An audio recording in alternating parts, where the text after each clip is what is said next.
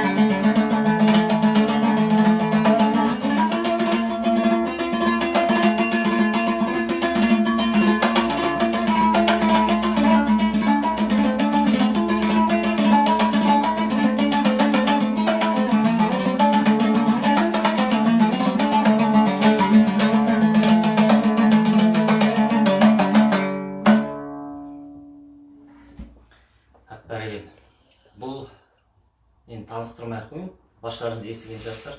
Адай деген әдемі күй. Енді қатарымызға енді қосылып жатқан көрермендер болса, баршаларыңызды Қарекет қайырымдылық қорының 3 жылдық мерейтойымен тағы да құттықтаймыз. Кішігірім кешіміз осы Қарекет қайырымдылық қорының 3 жылдық мерейтойына арналып отыр. Тыңдап, пікірлеріңізді білдіріп, құттықтауларыңызды жаудырсаңыздар болады. Келесі тыңдайтын күйлеріңіз Секен Дұрысбек атамыздың Ақ жауын деген күйін орындап берейік. Бұл күйдің жалпы тарихы кезінде мына Қазақстанымыз енді тәуелсіздігін алайын деп жатқан кезде, ел басына үлкен бір ауыр күндер туған кезде Сеген атамыз осы күй еліміз бір тәуелсіздік алсын, жақсы жаңалықтар болсын, ақ жауын болып төгілсін деген ниетпен Ақ жауын деген күйін шығарған екен. Енді бұл күй орындап беріп, елімізде ақ болсын, аман болсын, тыныштық болсын, баспанаға мұқтаж жандар аз болып, әр қазақтың өзінің баспанасы болсын деген ниетпен осы Ақ жауын деген күйді тартып өтейік. Қабыл алыңыздар.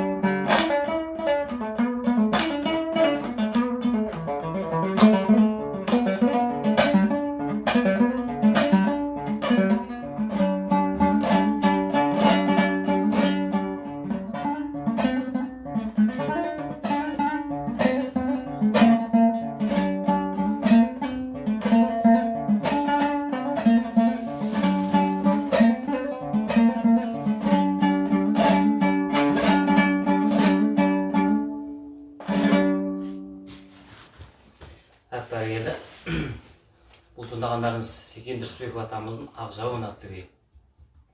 Енді келесі тыңдайтын күйлеріңіз жалпы барша қазақ білетін күйдің бірі Балбырауын деген күй. Бұл күйдің шығу тарихы жалпы өзінің аты айтып тұрғандай бұрауын келіктіріп, балқытып бір орындайтын күйлердің бірі. Құрманғазы атамыздың сондай бір шоқтығы биік күйлердің бірі. Осы күйді тартып өтейік. Қабыл алыңыздар. Балбырауын.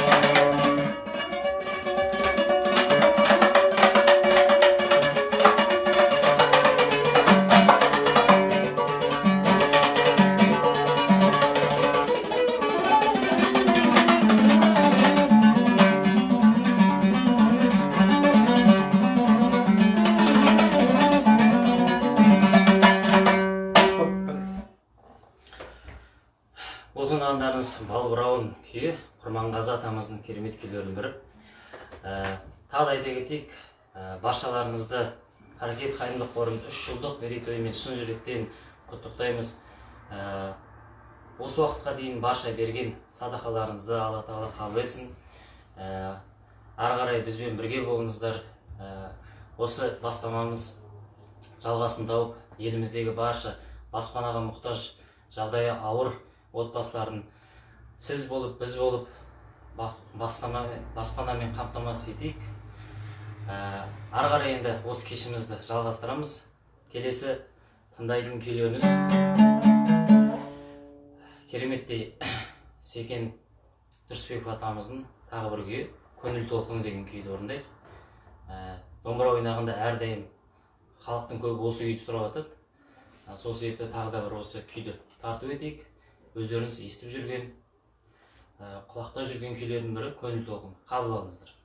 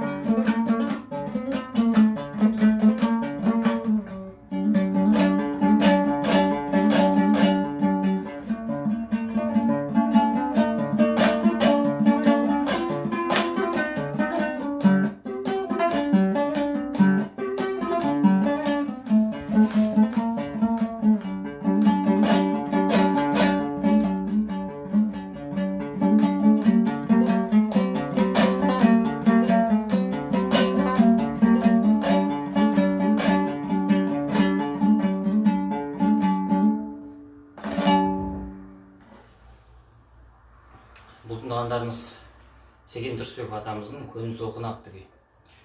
Ары қарай кешімізді жалғастырамыз. Әдемі Сарыарқа деген күймен кешімізді жалғастырсақ, Құрманғазы атамыздың тағы бір керемет күйі. Жалпы мына солтүстік елі, бұл да бір арқаның бір жері. Арқа аймағы Сарыарқа деп атады. Осы кең даламыздың, қазақтың Алтайдан Каспийге дейін жалғасқан ұлан байтақ жеріміздің әдемілігіне осы Құрманғазы атамыз тәнті болып, осы Сарыарқа деген әдемі күйді шығарған екен. Осы күйді сіздерге тарту етейік, қабылдаңыздар.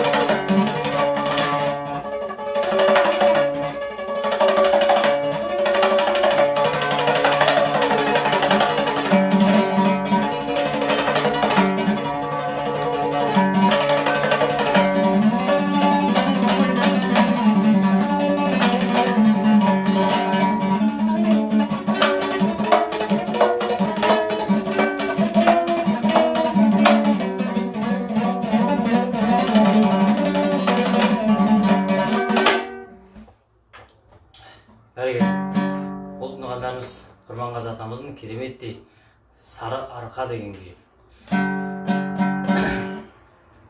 Баша білдіріп жатқан ыстық лебіздеріңізге үлкен рахмет айтамыз. Ары қарай Әлқисса деген күй тартайық. Мұнда көрермендеріміздің сұрауы бойынша Әлқиссаны тартып берсін деген бір сұрау болып жатыр екен. Олай болса осы Нұрғиса Атабайұлы Тілендиевтің Әлқисса деген күйін сіздерге тартып өтейік. Қабыл алыңыздар.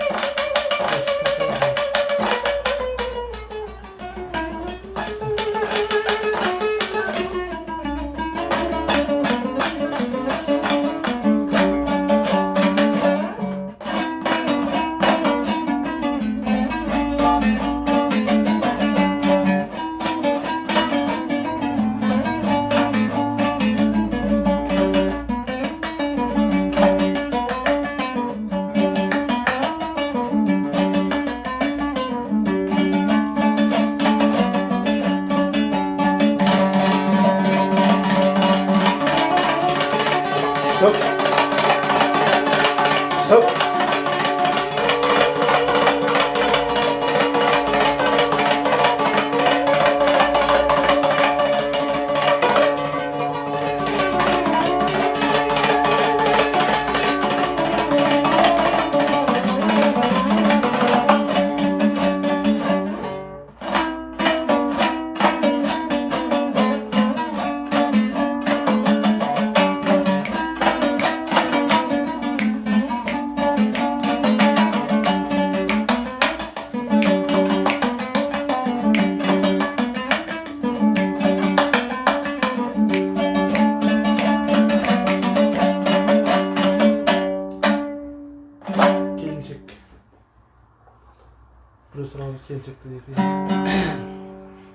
Бәрекелді.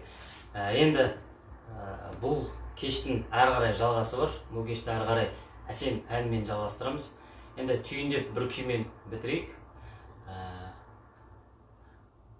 Келесі енді орындалар күй.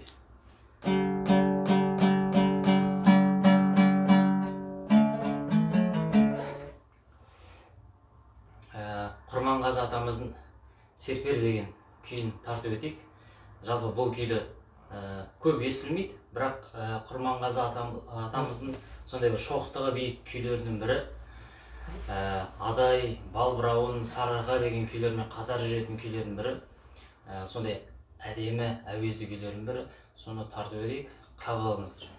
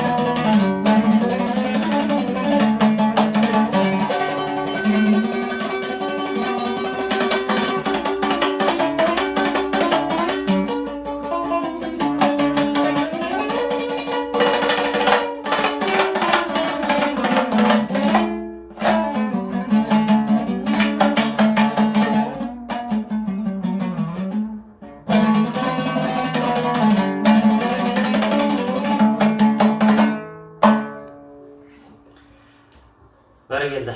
Барша көрермендерге үлкен алғысымызды білдіреміз. Тағы да Харекет қайырымдылық қорының 3 жылдық мерейтойы қайырлы құтты болсын. Сіз болып, біз болып, сіздердің көмектеріңізбен әрі қарай қазақтың отбасыларын, қазақ халқын қуантуды жалғастыра берейік. Еліміздегі барша баспанаға мұқтаж, жағдайы ауыр отбасыларға пәтер кілтін табыстап, солардың қуаныштарын бірге көре берейік. Харекетпен әрдайым бірге болыңыздар. Еліміз аман, жұртымыз тыныш болсын. Енді келесі кезекті өзіміздің Нұр-Сұлтан қаласындағы керемет еріктіміз Ақтөре дейтін жігітке домбырамызды табыс етеміз. Кешіміз әрі қарай әдемі қазақтың әсем әнімен жалғасады. Қабыл алыңыздар.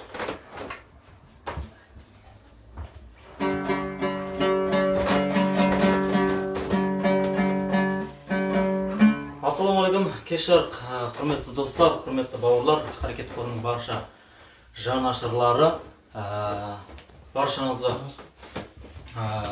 кеш қайырлы болсын, кешкі аста отырған бауырымызға ас дәмді болсын. Абай атамыздың сөзіне салсақ, көңілге түрлі ой салар, әнді сүйсең менше сүй дейді. Жаңағына Бәйімбет бауырымыз тамаша күймен күмбірлетіп, көңілге әдемі қуаныш сыйлады. Енді құрметті бауырлар, уақыт созбайық, өздеріңізге тамаша әнімізбен келіп отырмыз. Эфирге жаңадан қосылып жатқан бауырларға да құлақ қағыз. Бүгінгі кешіміз тамаша өздерімен күймен әсерленбек. Харекет қорының 3 жылдығымен де баршаңызды құттықтаймыз бауырлар. Харекет қорының 3 жылдың ішінде 300-ден аса отбасына, 1000-нан аса бүлдіршіндер қуанышқа бөлеп жатыр. Ол әрине бірінші сіздердің салған садақаларыңыздың арқасында, және де осы ел-елде, жер-жерде қызмет етіп жатқан еріктілердің бір күш-жігерінің арқасында. Ал соның барлығын келгенде, өйлі Алланың қалауымен осындай үлкен жетістікке жетіп жатырмыз, қадірлі ағайындар. Харекеттің жұмысын, харекетті жалпы өміршең етсін Алла Тағала, салған садақаларыңыз қабыл болсын. Енді мен тамаша әнді бастағым келіп отыр. Қазақтың ән өнері дегенде, сахна дегенде бізге ең бірінші ойымызға оралатын сондай тұлғалардың бірі қазақ вальсінің королі Шәмші атамыз. Сол Шәмші атамыздың әндерінен бір жұптап, попурри етіп, орындай қабыл алыңыздар.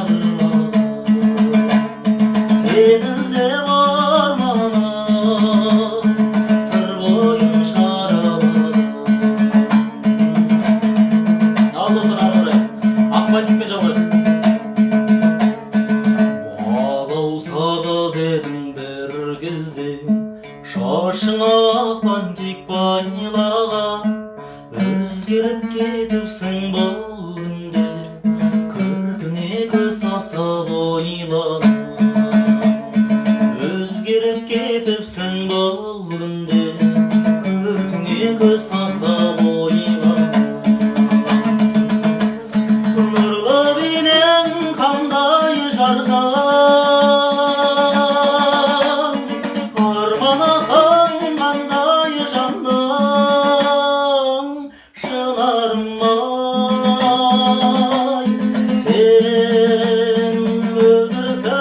еркем тау болағында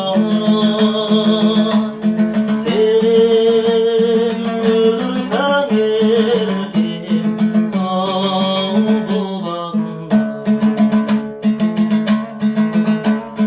жолың жатыр шақырып алдым да өмір торысынып шаттығым білмеймін бой жетіп қалдың ба шашыңда ақпан тек жоқ бүгін білмеймін бой жетіп қалдың ба шашыңда ақпан тек жоқ бүгін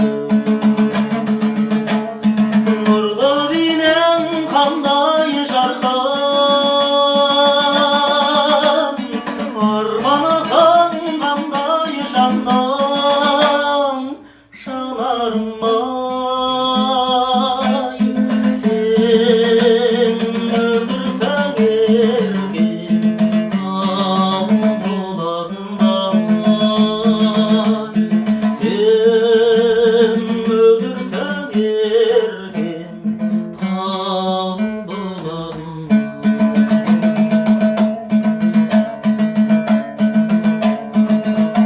ары қарай достар, бауырлар, кешікпей келем делем. Аңсаған бақытың сияқтанып аңсаған бақытың сияқтанып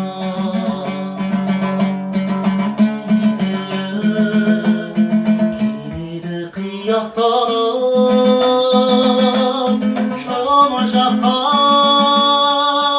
қараймын сен жоқсың араймын кешікпей келем деме мен тұрмын елеңдеумен жаны жаққа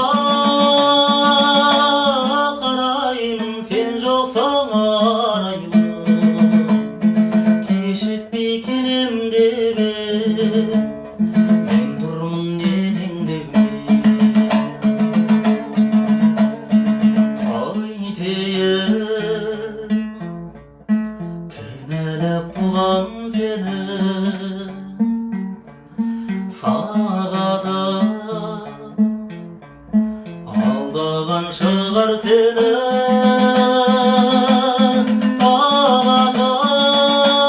тағатым таусылды аңсадым даусыңды кешікпей келем деме мен тұрмын елеңдеумен тағатым таусылды аңсадым даусыңды кешікпей келем деме мен тұрмын елеңдеумен кешікпей келем деме мен тұрмын елеңдеумен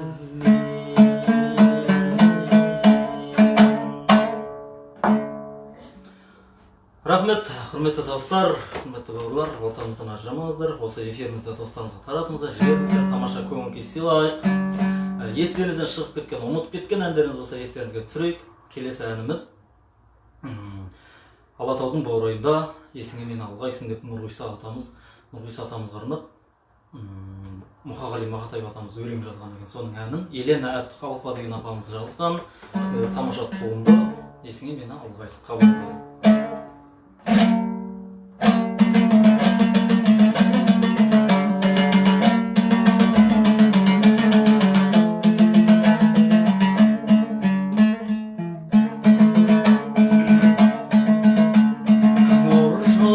тұрған көктемде гүл тере барсаң бөктерге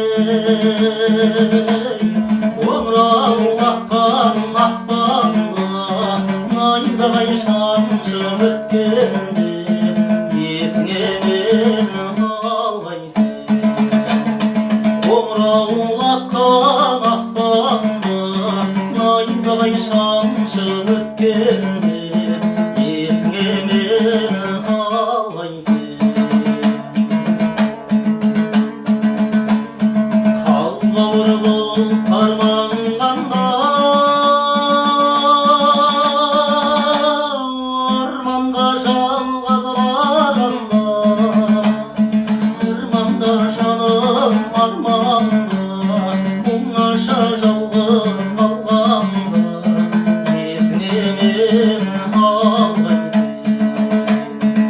арманда жаным арманда мен бар деп мынау жалғанда есіңе мені алғайсың.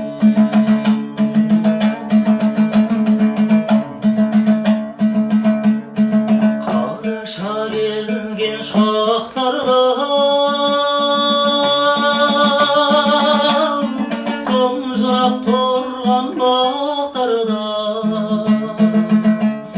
жапырақ жайрап жатқанда қурайларсың сый қаққанда есіңе мені алғайсың.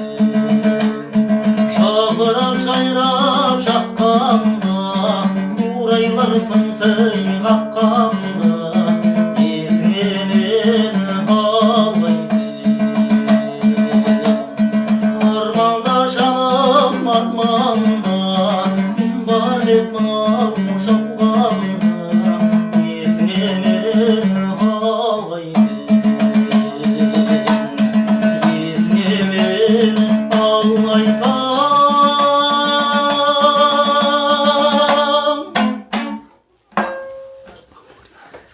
Бәрекелді, рахмет, құрметті достар. Ізгі лебіздеріңізге үлкен алғыс айтамыз. Харекетпен бірге болыңыздар. 3 жылдығымызда елмен бірге, халықпен бірге тойлап жатырмыз. Алла береке берсін сізге. Харекеттің жұмысын Алла өміршең етсін деп тілеймін. Келесі әніміз бауырлар. Осы бізде харекет қорында қаншама қарагөз қыздарымыз, қарындастарымыз, апа әпкелеріміз еңбек етіп жатыр. Сол кісілерге арнап та бір осы эфирде отырған біздің ерікті қыздарымыз болса да, жалпы осы эфирде отырған барша қыздар қауымының құрметіне деп көңілдірек ән болсын. Қабылдаңыздар.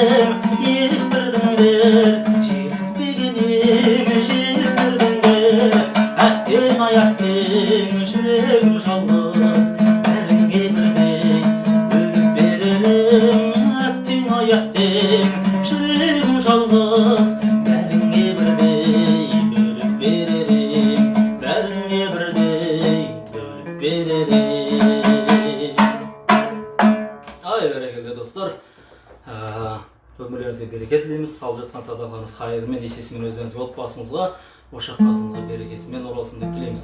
Енді құрметті бауырлар, қалада жүріп, ауылын аңсап, қалада жүріп, елге деген сағынышын баса алмай жүрген бауырларымызға бір тамаша тартуымыз ауылға барам.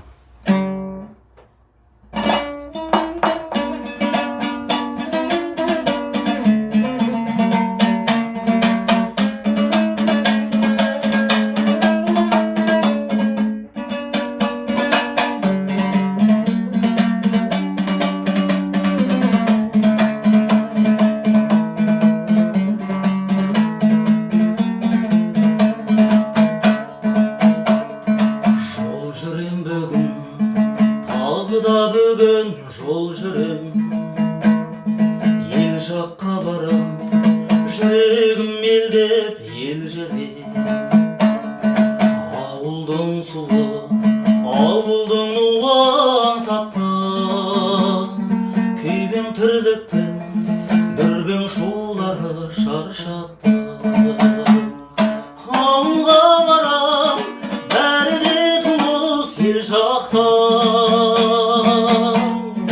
аңқылдайды олар, қарамайды олар бар жоққа. Ауылым жайлы, бауырым жайлы жыр жазам, сүйеніп тұрып анам сүйенген шарбаққа. Ауылым жайлы, бауырым жайлы жыр жазам, сүйеніп тұрып анам сүйенген шарбаққа. Жол жүрем бүгін, бармасам елге болмайды, тынысымда шам, тіреймін елге маңдайды. Ет жақындарым аттанып кеткен келмеске, көз көргендерде азайып қапты сол қайыр. Ауылға барам, бәрі де туыс ел жақтай, аңқылдайды олар, қарамайды олар бар жоққа. Ауылым жайлы, бауырым жайлы жыр жазам, сүйеніп тұрып анам сүйенген шарбаққа. Ауылым жайлы, бауырым жайлы жыр жазам, сүйеніп тұрып анам сүйенген шарбаққа. Ауылға барам, бәрі де туыс ел жақтай, аңқылдайды олар, қарамайды олар бар жоққа. Ауылым жайлы, бауырым жайлы жыр жазам, сүйеніп тұрып анам сүйенген шарбаққа.